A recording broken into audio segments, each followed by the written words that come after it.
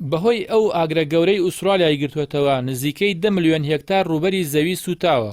بەپێی هەواڵی ماڵپەڕێکی ئوسترالی تەنها لە ویلایەتی نیو ساوز وێڵز ئاگری دارستانەکان 5 ملیۆن هێکتار لە ڕووبەری زەوی سوتاندووە.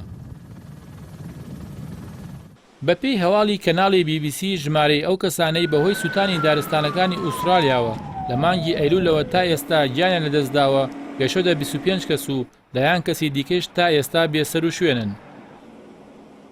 بەرپرسانی ئوسترالیا ڕایان گەیاندووە لە ویلایەتی نیو ساوز وێڵز بەهۆی ئاگرەکەوە 1588 خان و سوتاون و 653 خانووی دیکەش زیانیان بەرکەوتووە. هەروەها لە ویلایەتی ڤیکتۆریا 200 خان و لە ویلایەتی دیکەش زیاتر لە 100 خان و سوتاون.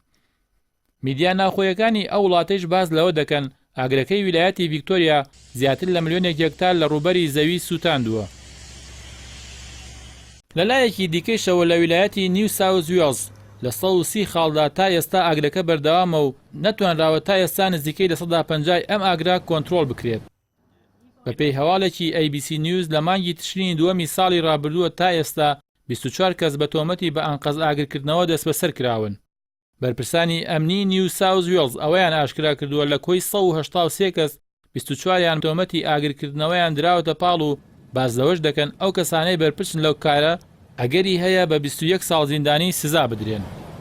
لای خۆشیەوە سەرۆکوەزیرانی ئوسترالیا سکوت مۆریسۆن بەڵێنی زیادکردنی 2 ملیار دۆلاری ئوسترالیدا کە دەکاتە 1 ملیار و 400 ملیۆن دۆلاری ئەمریکی بۆ ئەو ناوچانەی زیانیان بەرکەوتووە کە پێشتر بڕیادرا بوو بۆ ئاوەدانکردنەوەیان قەرەبووکردنەوەی زەرمەدان تەرخان بکرێت.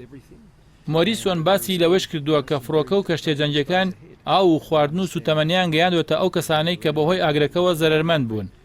جێ ئاماژەیە بەهۆی ئاگری دارستانەکانەوە لە مانگی ئەیلولەوە تا ئێستا نزیکەی 480 ملیۆن ئاژەڵ لە ناوچوون.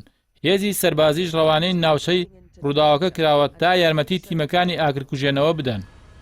هەرچەندە دوێنێ پلەکانی گەرما نزم بوونەوە و باران باری، بەڵام بەرپرسانی ئوسترالیا پێیان وایە باران ناتوانێت بەشە گەورە و مەتیسیلدارەکانی ئاگرەکە بگوژێنێتەوە. هۆشداریش دەدەن لە دووبارە بەرزبوونەوەی پلەی گەرما. جگە لە سوتانی دارستانەکان و لە ناوچوونی گیانداران، هەزاران کەسیش بەهۆی ئاگرەکەەوە ناچار بە جێهێشتنی ماڵ و حاڵیان بوون. لەم نێوەندشدا لە شارۆچکەی مالا کۆتای سەر بە ویلایەتی ڤیکتۆریا بەهۆی نزیکبوونەوەی ئاگرەکە لە ناوچەکانی نیشتەجێبوون نزیکەی 4000 کەس بەرەو کەناراوەکان هەڵهاتوون و دواتر لە ڕێی دوو کەشتیەوە دەست بە گواستنەوەیان کراوە. بەڵام تا ئێستا 200 کەس لە کەناراوەکان ماون و چاوەڕێی گواستنەوەن.